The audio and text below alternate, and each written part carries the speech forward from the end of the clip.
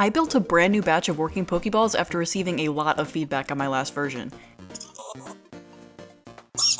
And we'll be putting it to the test by actually letting it leave my hands. But first, let's talk about what I aim to change. Color was a big one. A lot of people pointed out the red was just too dark. The button placement was also a major critique. In some designs like the old cards, the button is on the bottom, but a lot of viewers wanted it on the top lid. Another common request was that I make them durable enough to throw. My first version broke when I looked at it the wrong way, so I'll be trying my best to make this happen. And finally, everyone expected this to shrink. I feel like if I was able to do this, I wouldn't be making YouTube videos. Given my current track record, that doesn't seem likely. Jesus. Now, I know I'm a people pleaser, so let's just get straight into this build and attempt to make the internet happy. I started by modifying my previous Pokeball design. I wanted to focus on beefing up the lids so they were thick enough for max durability, build in some ports for charging and power control to clean things up, and refine the electronics so that I could fit a bit more inside. I thought adding LEDs to the inside of the balls would also be interesting. I also wanted to make not one, but 3 of these, so I also modeled up the Great Ball and the Master Ball.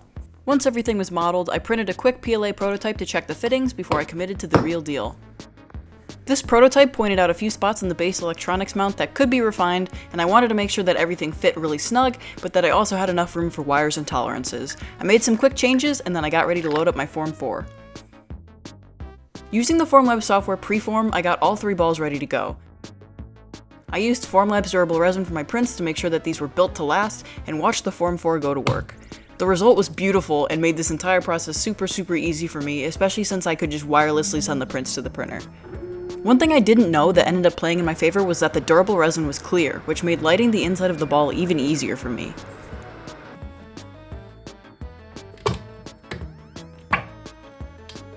After printing, I washed all of the Pokeball prints for 30 minutes and then I cured them for 60 minutes at 60 Celsius for max strength.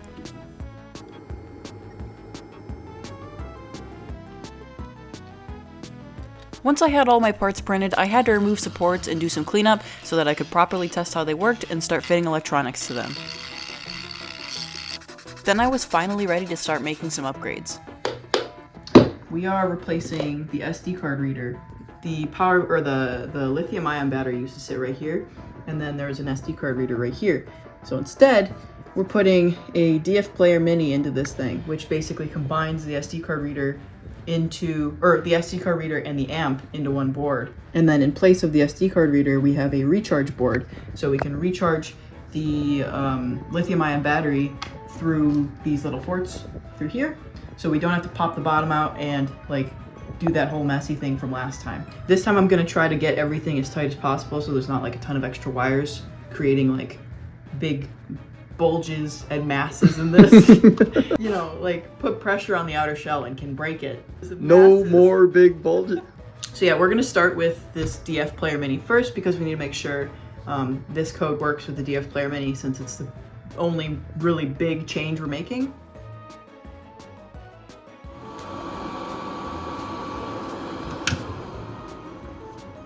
So it fits nicely under the DF player and into the cord thing. I knew that the sound effects were usually the hardest for me to figure out, so I tackled them first. I'm putting the button on the top this time so people can stop complaining in my comment section. It just makes it harder because this right here is going to be harder to hide. There's going to be a bunch of wires and stuff, so. While I was wiring things up, I slowly started to realize that things weren't working out. I had ordered cheap DF Player clones off Amazon that I believed had a chip that didn't work. This meant that I had to place an order for genuine ones, and that would be delayed for another 5 days. Which obviously wasn't ideal. I decided to move on forward without it to save some time and get the rest of the system going. So now that we have both these servos hooked up, we're still missing the DF Player, of course. We've got the button hooked up. Now we're going to hook up the recharge system. Now basically what I did with my recent prototype was I took a charger like this and I just stripped off the white casing. Last time I did this, I stabbed it directly into my hand, so I'm gonna try not to do that this time.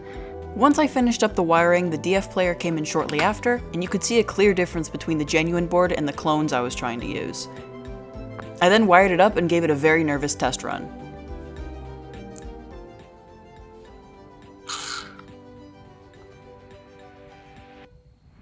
Thank God! So I'm gonna go through a really quick demonstration on how this whole system works. Alright, so here is the final setup. I programmed this so that one button press will open the ball and turn on the lights, and the same button press will close it. When you hold this for 2 seconds, it goes into throw mode.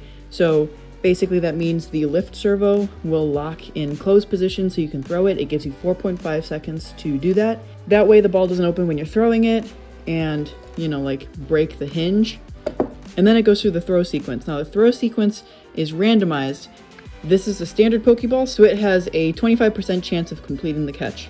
So you hit the on switch, it'll blink a few times, and then it will initiate the board. There we go. One button press will open, and it will close. So then when you hold this down for 2 seconds, it goes into throw mode, and it'll pause for 4.5 seconds to let you throw it. Then it goes into the random sequence.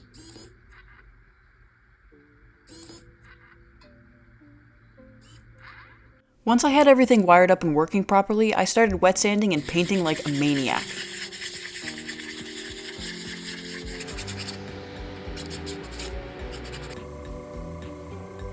I had a very specific method for my painting this time. A black base coat first for the top lid, then a silver coat, then the color coat. For the bottom lid, it was just black for the rim and then the white coat.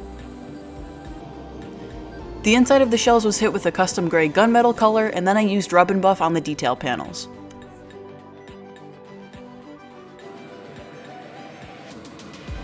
I mixed up my own custom colors using some specialty airbrush paint I bought to make sure I got the right level of bright red.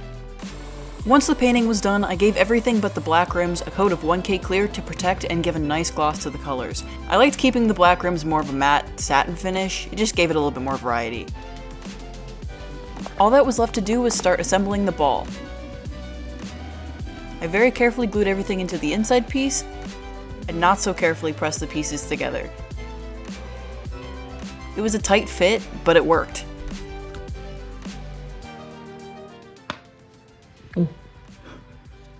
It's tight, but it's like there. Do you want to see the most perfect wiggle you've ever seen? It's like, it's fucking beautiful.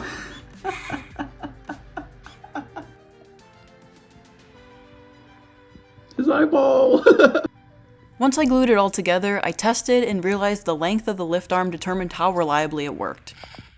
All I had to do was cut a new piece out for the lift arm, and I had my first Pokeball finally built. Hello? The first Pokeball was successful, and I will admit I did throw it around a bit already, but you'll see that along with the others later. God, it looks so perfect. Now that I had one done though, I had to build 2 others, which meant doing all of this over again. Twice. I'm rubbing my Pokeball for good luck. Pokeball done. Pokeball done. So I have to do 2 more of these guys. I'm going to do the Great Ball and the Master Ball. I have all of the materials for 2 more of these guys. I'm just going to speed assemble these so I can just chuck these across my yard. Baseball pitch? Baseball pitch? Baseball pitch? I posted a preview of this on my Instagram, and people are very upset that I didn't throw this at like 90 miles an hour. So against the concrete floor. the Great Ball is going to be the sacrifice, I think, for that test. We'll see. Now that we had 2 more balls to build, it was time for a montage.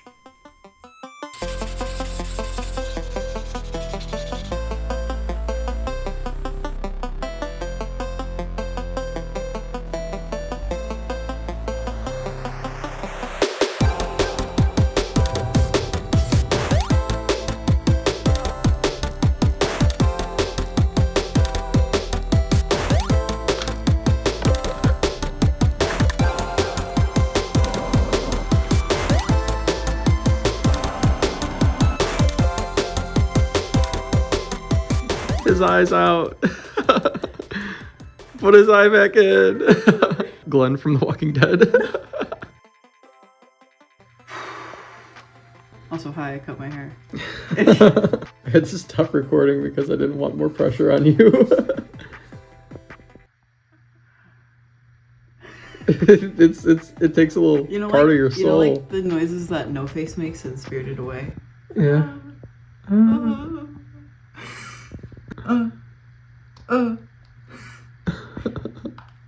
That's how I feel right now on the inside. He's yapping. Warming up his joints. He's stretching. His warm up. 10 sets of yap. I have so many balls. Ah! Oh my god. It's almost like these are made of durable resin, and they shouldn't be a hazard. All that was left to do was charge him up for a bit before I gave y'all a full reveal. The little status. This is what Ash has to do before every single run.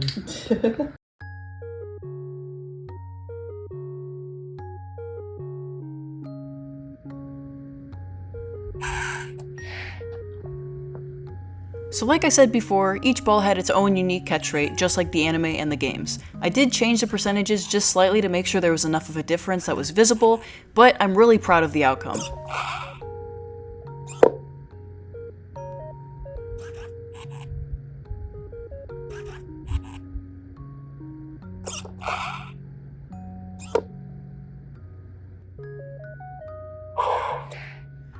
It was really interesting because the Great Ball and Master Balls have heavier lids and their animations changed a bit due to this. They didn't roll forward as much after a failed catch.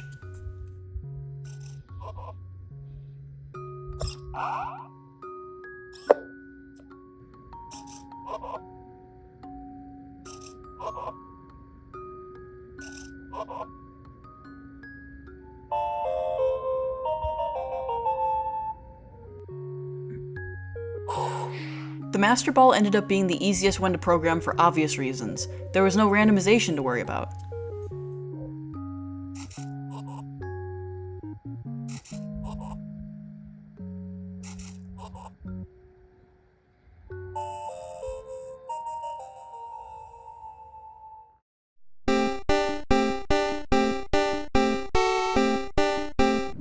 We have gathered here today to decide the Pokeball's fate. Worst case scenario, what could happen? If it opens on the first bounce. If it opens at all, I think we're kind of in danger. The servo arms are screwed into these, so they shouldn't pop out, so as long as the servo's holding it closed in air, it should be okay. Assuming the servo doesn't break and something catastrophic happens. I don't want to do this. Underhand first. Oh. I'm genuinely so nervous. Oh my god. You ready? No.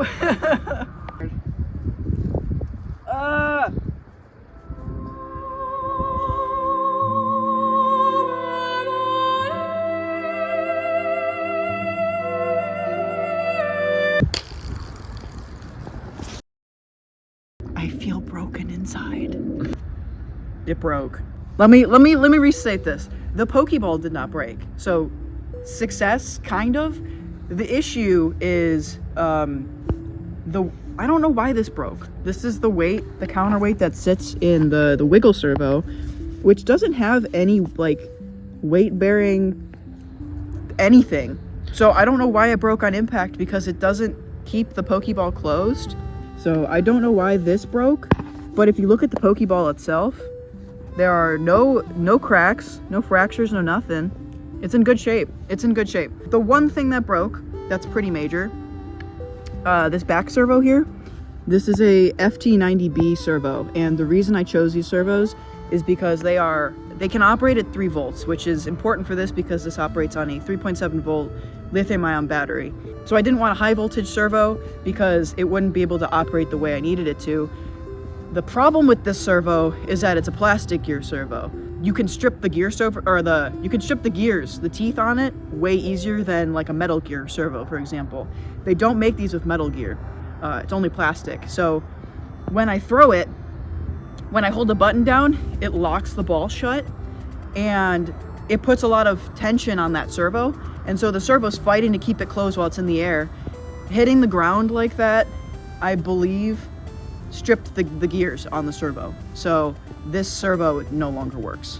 You can see in between that white piece and the servo here, there's teeth, and you can see they're moving with the servo, or the servo arm, which is not supposed to happen like that. You would hear something. You can't. Yeah, it's supposed to like... It's stripped. You would hear it like making a noise. Like this one. That one's good. This one is completely stripped. So In order to fix this, I'm gonna have to rip this out and replace the servo completely. I don't know why the red one worked so well. It wasn't even bolted in. Yeah. Oh my god. Why does it feel really bad? So I did some tosses with the standard Pokeball earlier on, and this Master Ball fail made me really think about what I did differently between the two. The standard Pokeball servo arm was not screwed into the servo. I don't know, that wasn't as eventful as I'd like it to be. What? I want more danger. Oh my god. I believe this allowed it to release if there was too much tension, preventing the servo from being stripped on impact. The Master Ball was screwed in, so it had nowhere to go. I guess we go over there. It's wiggling! Wait, it's actually wiggling. Okay, but it's not broken. Okay. Oh my god, it works! Still functioning. Between the plastic gears and the arm being screwed in, I think that explains the Master Ball's fate. What opened? That totally opened. It did. It's still wiggling. I think you caught it. Thank God. I do not want to throw it again. Oh. Doesn't look like it broke, but it came off of the servo arm. Basically, you just need to pop it back into place. Thinking down the road, I wonder if a viable solution would be to replace the plastic gears in an FT90B servo with metal ones. But like, test successful, kind of? Yeah. It's not broken. Like, it's not technically broken, but the hardware is. So for obvious reasons, I'm not going to be chucking the great ball because I would like to have a working great ball. This is fixable. I'll probably fix it up. This proves that the durable resin does actually work. It's just the hardware is sensitive. I won't even lie, I'm kind of disappointed. Yeah. They still work. They're still like Yeah. No, little like, animatronic Pokeballs. Yeah, it just needs fixing, but like I thought it would work out a lot better. I hope you enjoy watching my pain. Only the this broke my throwable heart. part failed. Everything else still works. Everything else still works. It would be very tedious and require some testing, but I do believe that Metal Gear servos would have fixed this problem and the balls would have been more throwable. I really had no concerns about the shell breaking since they were extremely durable. Although this outcome wasn't the one I wanted, and I'm relatively upset about how I fell a little short, I learned a lot and I know exactly what I could improve on these to make them sustain impact. I think it's really important that if you don't necessarily succeed at what you're trying to accomplish, you use it as a chance to learn, to teach others, and to show that failure isn't the end point, it's just a stepping stone. 177 grams. Ooh, 216. 226. 228? That's actually not that bad. It's 228. Same thing as the great ball. 3.45 inches. A little bigger. And even though you can't necessarily chuck these at 90 miles per hour yet, they still look really freaking cool and do some pretty cool stuff. I'm still super proud of what I was able to make, and I'm excited for the chance to improve. If I can catch it.